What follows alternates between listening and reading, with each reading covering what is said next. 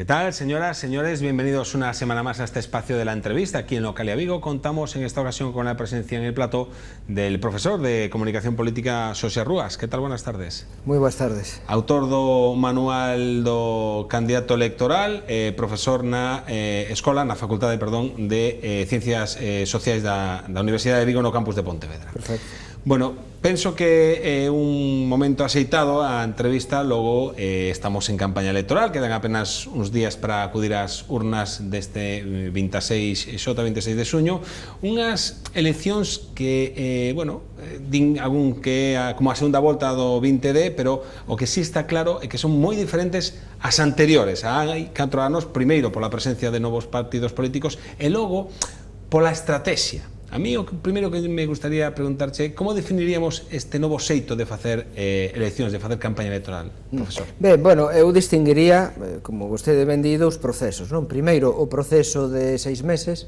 que variou en 6 meses e que variou en 4 anos, non? Que variou en 4 anos? Bueno, pois nos 4 anos, digamos, a cultura do infoentreteñemento, non? Dicir, antes, cando nas facultades de xornalismo nos falaban da división entre xéneros informativo e entreteñemento, bueno, pois este é un xénero híbrido entre a información e o entreteñemento, non? É dicir, os políticos non lle interesan os telediarios, o que lle interesan é os programas, pois, late show, tipo talk show, El Hormiguero e El Wyoming, etc. Non? Por qué? Porque necesitan ir a un público máis amplo e non a un público marcadamente político, necesitan ir á xuventude e necesitan do humor e o entreteñemento nunha campaña electoral para que non sexa, sobre todo cando tu veches hai 6 meses outra, non? Entonces, eso distingue con respecto hai 4 anos. Correse o risco de pensar que hai unha banalización do discurso electoral, do discurso político? Porque hai quen di que onde teñen que estar nos mítins ou nos informativos e non en talk shows, por exemplo, non? Pero cambiou bastante todo. Quero dicir, hoxe xa non ten sentido ir con altofalantes e cun coche metendo ruido cunha sintonía dun partido pola rúa, non. Os mítines van a menos, volvemos ao modelo de caucus americano, e aquí facemos cauquiños, pero son reunións con pequenos grupos, non? Dicir, eu sempre digo nestas, que diferencia nestes 4 anos? Bueno, pois un pouco, non a morte da publicidade, que non morreu, pero sí máis hacia as relacións públicas e o contacto directo co cidadán. Cando ti tes unhas enquisas onde falan dese distanciamento entre os políticos desa casta, pois, cando non tes cartos, que tamén é unha necesidade, que non hai cartos para invertir en publicidade, pois tes suelas de zapato, non?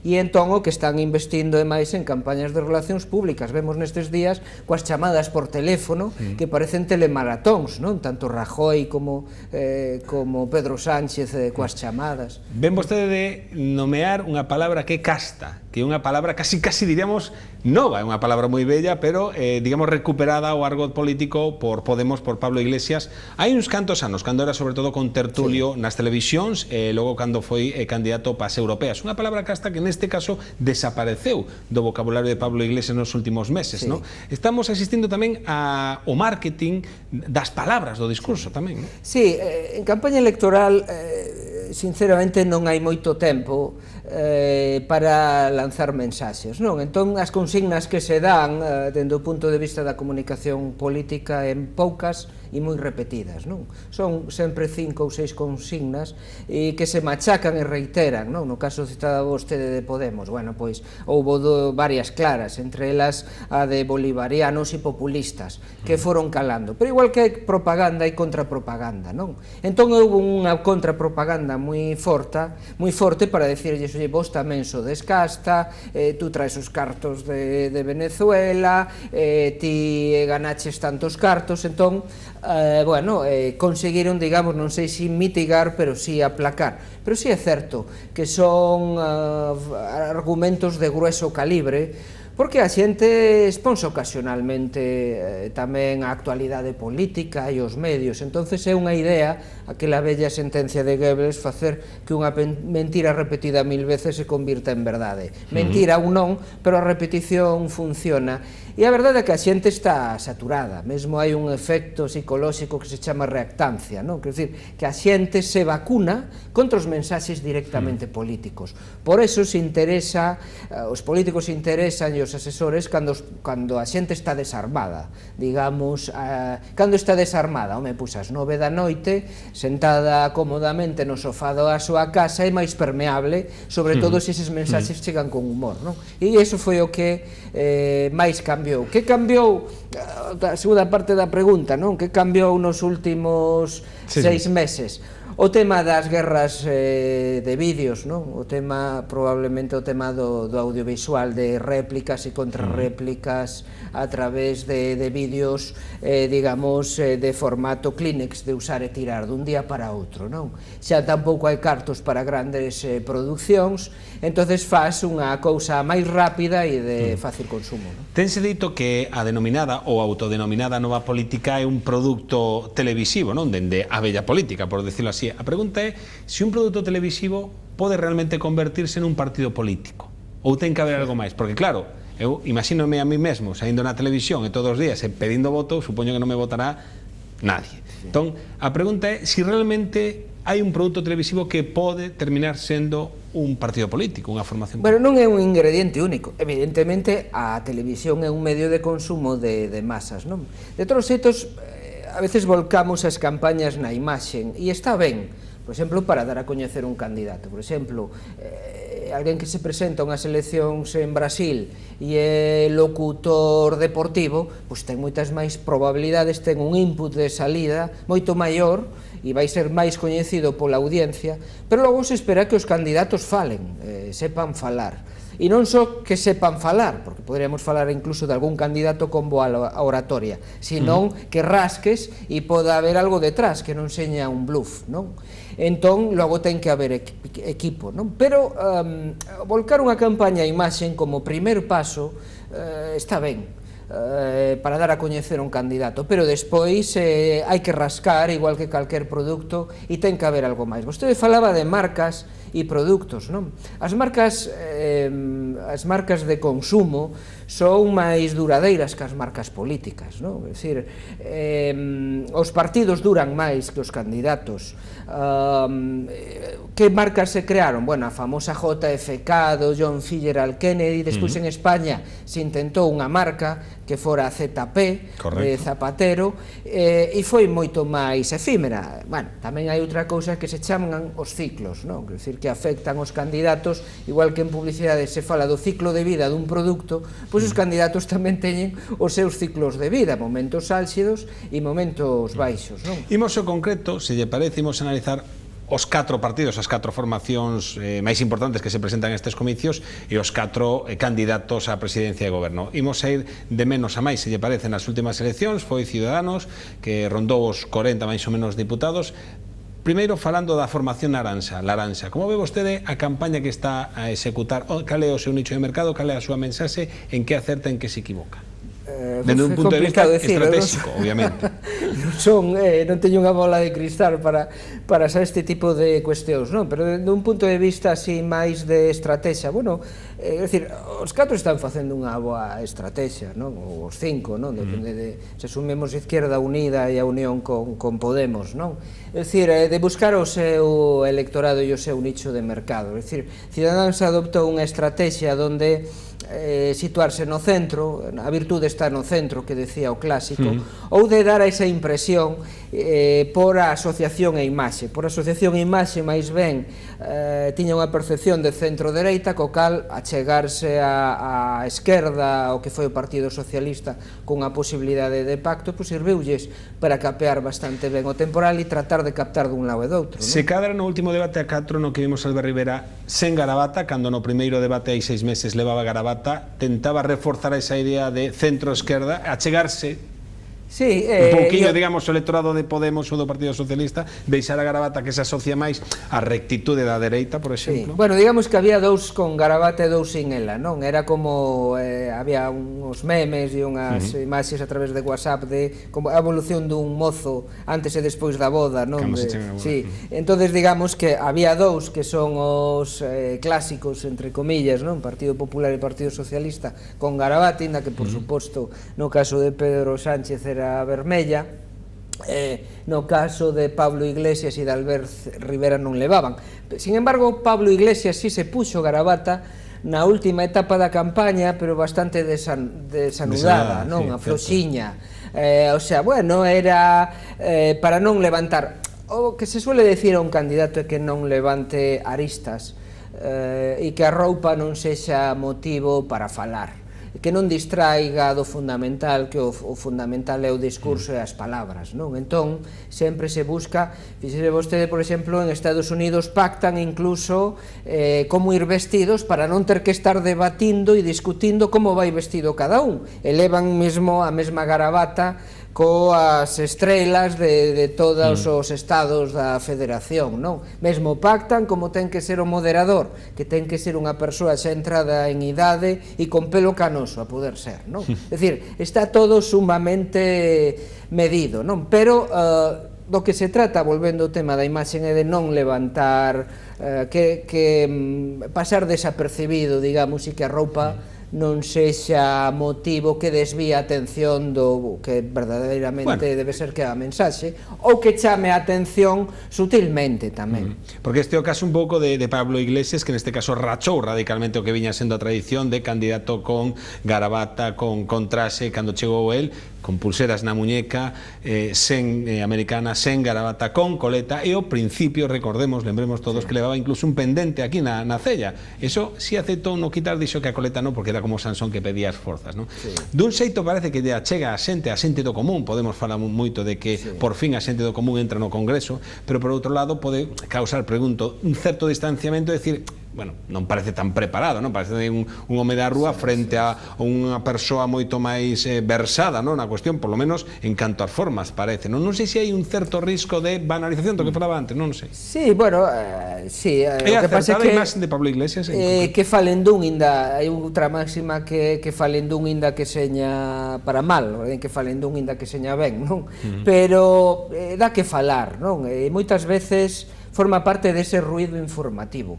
Conste que a min me parecen cousas, é dicir, este tipo de cuestións, mesmo falábamos antes do tema de dar a man de Pedro Sánchez, non?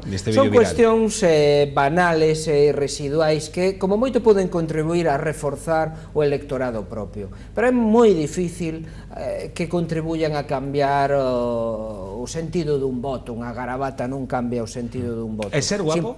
Ser guapo gaña votos? Bueno, si vamos a eso, Jordi Pujol nunca sería presidente da Generalitat ni Carter presidente dos Estados Unidos. Pero bueno, hai que decir que Adolfo Suárez era moi guapo e máis de unha votoulle casi polo guapo que era. Sí, bueno, outros non son guapos e idealízannos, non? Ben, está ben como tema de imaxe, non? O que pasa é que non só, moitas veces non se trata só dunha renovación estética, sino de renovación de contidos, é dicir, podes renovar un candidato e detrás pois non haber nada, non? Ou haber unha bella estrutura, un novo candidato cun bello partido, non? Entón, eso resulta moitas veces complicado. Ou cando volcas toda a campaña a un candidato, tamén pode ser complicado, porque te quedas sin partido. Cando volcas todo a imaxe dun determinado candidato, que pasará o día que ese candidato non este ou desaparezca? Pode haber unha crisis de partido. Por lo tanto, xogamos, incluso facendo a comparación coa publicidade, co produto e a marca, non?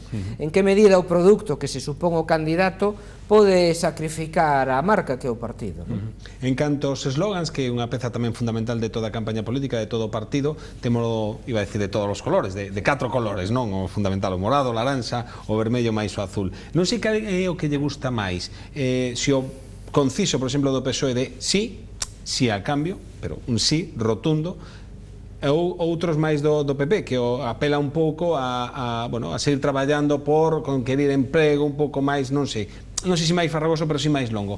Que é o que ten, na súa opinión, conseguido un mellor eslogan, o que comunica máis? Claro, é complicado.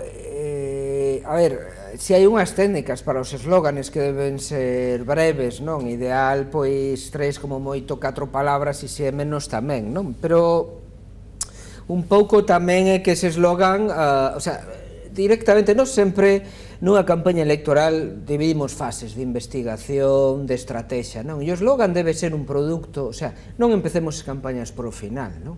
Ti primeiro tes un público, defines unhas necesidades e logo buscas eslóganes, quero dicir, pero en función dunha investigación previa. O eslogan non é, teño este eslogan, que bonito é, non, cal é o porqué dese eslogan e que hai detrás dese eslogan, e se ese eslogan me axuda a chegar coa idea que eu quero, non? Neste caso, bueno, eu vexo moito buenismo, por dicilo así, moita alegría, moito flower power, moita esperanza, non? Moita ilusión. Sí, bueno, pero conste que se gañaron e se perderon eleccións cunha única palabra, coa palabra cambio, change, coa palabra hope, esperanza, serviron. Pero a esperanza pode ser todo e pode ser nada. Se está vacía de contenido, é dicir, hoxe non tería sentido que Obama salise co mesmo eslogan de hope, de esperanza, que saiu hai anos. Esperanza de que?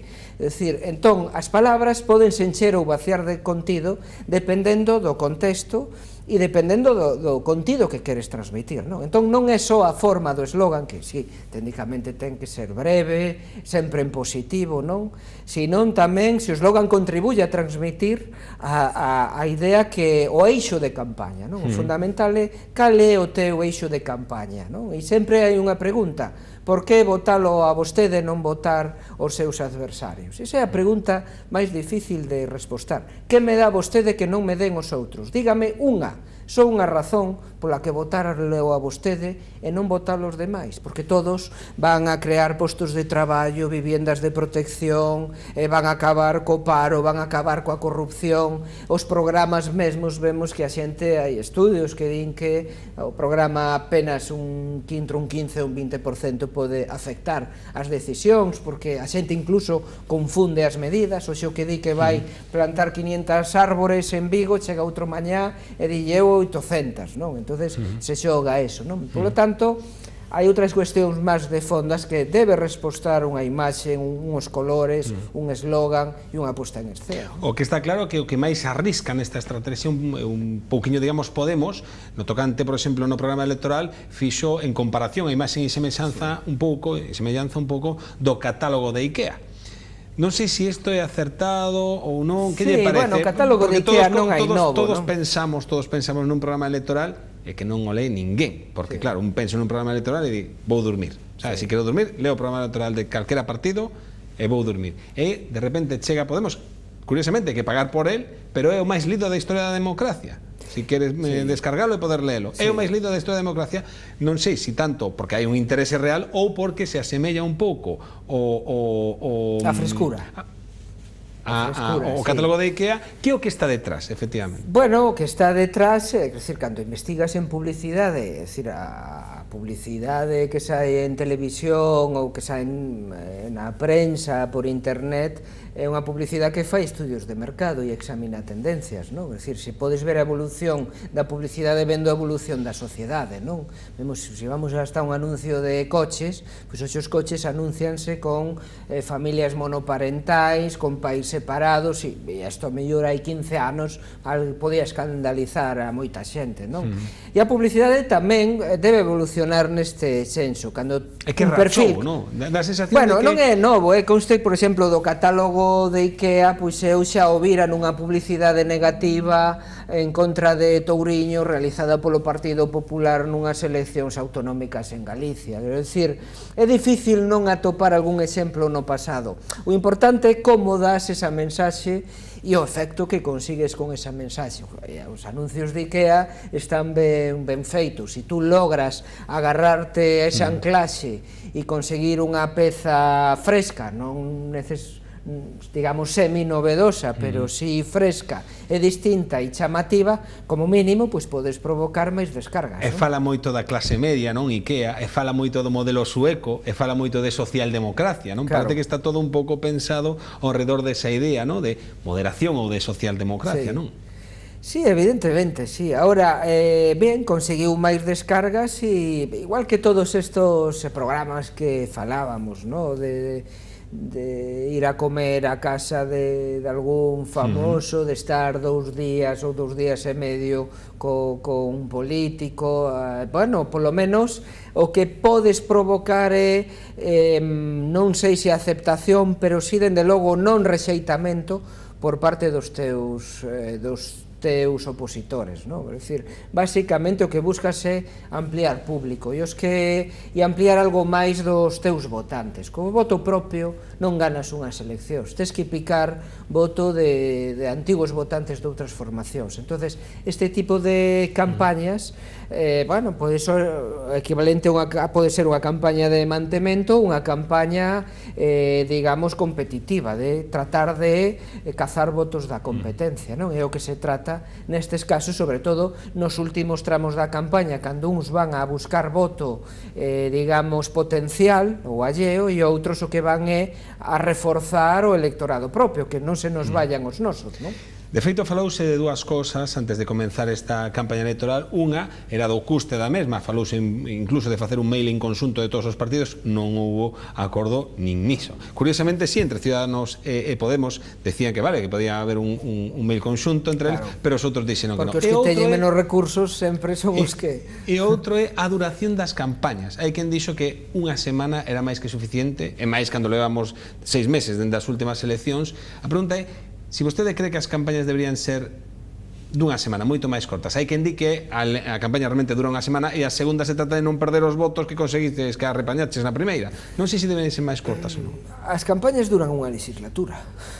Quero decir, hai unha teoría que se chama campaña permanente e que di, basicamente, o que ven a decir é que a noite dunhas eleccións é a primeira o día das eleccións seguintes. Sempre estás en campaña. É dicir, hoxe non ten senso levar unha campaña simplemente os 15 días de ruido, entre comillas, tamén ruido mediático, non? Senón que as campañas se comenzan moito antes. Se ti queres asentar posicións, cada cal xoga un papel. Evidentemente, en plena campaña electoral, a televisión xoga un papel fundamental. Na pre-campaña, a prensa, situando os temas de debate, xoga un papel fundamental. Entón, me parece un debate estéril o de limitar, bueno, a parte do custo que poda ter, evidentemente, non? É dicir, hai países onde as campañas duran 45 días, ou as oficiales, non? Pero en campaña estás todo ano, quero dicir, o que está no goberno está facendo campaña, complicado. Ahora vimos un cambio na lei electoral e na publicidade institucional, non? Para que se evite facer campaña electoral das institucións públicas, non? E o que está na oposición tamén, non? Porque moitas veces tamén, eu insisto, a decisión política é unha decisión de descarte. Cal é o candidato menos malo de todos os que me presentas? Porque a xente di, non hai ningún. Entón, de todos estes, cal é o menos malo, non? E é unha opción de descarte. E nese sentido funciona xa dende da pre-campaña. O electorado que move unha campaña non é máis dun 20%, problema que moitas veces ese 20% é moi esencial e moi necesario. Vímoslo nunhas autonómicas galegas, un diputado arriba, un diputado abaixo, levache a gobernar ou non. De feito, estás agora casi co disputado voto do señor Callo, aquela película da transición, no que se ia a unha aldea a buscar o voto do señor Callo, non? É dicir, estamos casi porta a porta, tío, decías antes, vostede decía antes, porque moves o 20%, xa, pero que un 1% mellor cambia moito. De feito, hai provincias... a porta a porta, a macrodemoscopia das grandes enquisas ora se leva ao nivel micro, ora se busca incluso que edificios tes que visitar nunha determinada zoa e onde te xogas os teus votos, non? Nun determinado edificio, non? Cal é o votante medio, non? Isto hai algún traballo, sempre buscan en Estados Unidos, onde ti ganas en 2 cidades e máis ou menos é a Middletown, non? A cidade que é representativa do que logo vai a sair despois a nivel nacional, non? Bueno, pois aquí incluso se decía, hai un libro que a situaba en Betanzos, non? Que decía que o que saía en Betanzos logo se reproducía a nivel autonómico, non? Entonces, bueno, buscar sempre cal é o votante medio, é a maior obsesión de calquer estadístico ou calquer político. Ou a provincia de Huesca, ou así, que se di que reflicte un pouco o comportamento e o que se anda a buscar. Entonces é o que buscas con optimizar os recursos, non?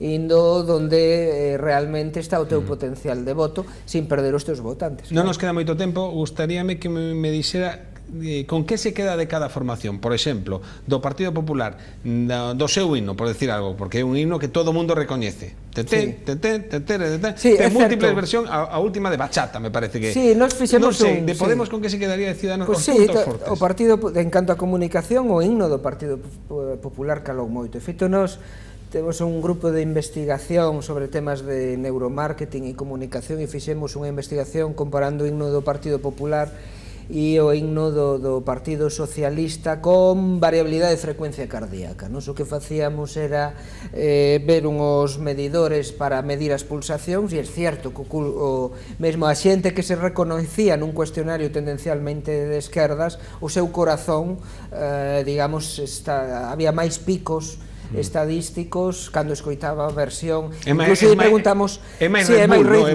rítmica, sí. Entón, bueno, sí, en canto ao Partido Popular o tema da música está ben, no Partido Socialista o tema da marca, é dicir, intentaron volver a Rosa Sola, eu creo que aquel diseño de Julio Feo do puño e a rosa volveuse a reivindicar, incluso cos cambios de candidato, etcétera. E logo en Podemos e en Ciudadanos, bueno, os dous xogan co tema de candidatos, son dous candidatos con perfiles distintos, non? Non sei cal sería máis ou menos dende o punto de vista de marketing, pero e iso xa é a dúbida do que pode ter o eleitorado, cal é máis natural e cal é máis artificial, non? Pero digamos que foi un produto televisivo, naceu como produto televisivo dunha tertulia, e outro naceu como un produto de marketing, non? A evolución despois foi bastante, exactamente, foi bastante paralela, non? Bueno, e logo, bueno, explotar os colores, pois sempre se fai. Curiosamente, os partidos siguen as mesmas cores básicas que empregan os bancos, non? Se se fixa un máis ou menos, mira as marcas dos bancos e as compañías telefónicas, entonces, digamos, todos andan no mesmo, non? Non sei se logo non con representación nos consellos de administración ou non. As famosas portas giratorias, non? Exacto, sí. Para rematar, dende un punto de vista analítico e de estrategia, nada que ver realmente coa intención de voto, desde un punto de vista estratégico, quen é, para vostede, o mellor candidato e o peor candidato? O que mellor comunica, o que mellor leva a súa mensaxe, o que mellor trata de conseguir ese voto dese electorado e o que peor realmente candidato é dende o punto de vista estratégico, na mente, soamente. O candidato peor no sentido de que máis training necesita, máis ou necesitou máis traballar con el, con peor oratoria dos cinco, digamos, Mariano Rajoy é difícil, non? É dicir, a súa comunicación verbal e a súa comunicación non verbal, dende logo, pode ter moitas virtudes, pero a oratoria e a posta en escena non é unha delas, non? E o mellor? Complicado. Empate técnico. De cada un ten a súa cuestión, e todos teñen virtudes. Ti cando fas un análisis de debilidades, amenazas, fortalezas e oportunidades, ese DAFO tamén o aplicas moitas veces ao candidato, non? E sempre buscas cal é o candidato ideal e o candidato real. Cal sería o candidato ideal para unha formación e cal é o candidato que ti tes, e en que medida podes achegar o que ti tes o ideal que buscas. Logo, despois, sempre hai o debate entre xuventude e experiencia, e hai o debate entre paciencia e que tamén, por exemplo, unha virtude de Rajoy, xa que dixen algo negativo, direi unha virtude, si é a paciencia. Entón, bueno... Pois veremos se a paciencia chega ya a Rajoy ou non para ser o máis votado, ou a arrogancia doutros, ou a valentía de algún. Veremos este domingo 26 de xuño cales son os resultados, e logo quedan as conversacións para formar goberno, que esa segunda parte. Que aí tamén hai valentía e arrogancia e hasta humildade. Hai de todo. Xosé Rúas, profesor de Comunicación Política na Facultade de Ciencias Sociais da Universidade de Vigo, campus de Pontevedra, moitísimas grazas pola súa presencia. Volverémoslo chamar, porque dentro pouco hai de novo eleccións autonómicas, se te parece ben. Bueno, cada pouco, sí, aí temos. Graciñas, graciñas tamén a todos vostedes por ficar en outro lado da televisión. Lembren que a vindeira semana teremos unha nova entrevista cun invitado ou invitada, de Cantón xa saben, se san felices.